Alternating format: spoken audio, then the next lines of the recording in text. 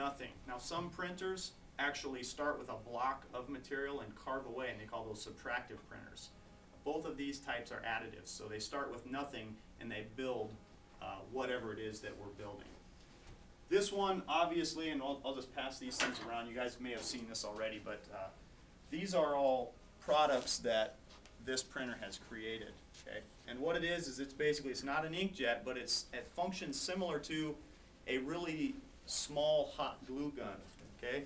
So it'll take these spools of plastic, and it feeds that plastic up through a tube and into a device that both melts it and squeezes it through a small orifice. Okay? And that's what you're looking at on those models, is those very, very fine lines that you see in there are all products of that orifice that it squeezed through that tube. Okay? And then immediately after it touches the model, it starts to harden. Okay, so obviously much more durable. You can drop this stuff. You can bang on it. You still can't make a workable tool out of it, but obviously you can use it for it's much more versatile than a powder model can be. Functions on basically the same principle of this.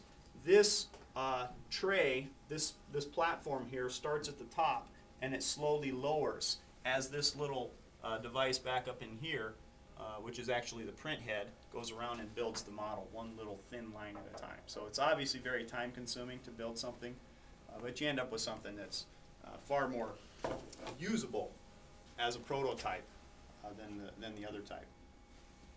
So, questions on this? All right. Before we get to use it. How long?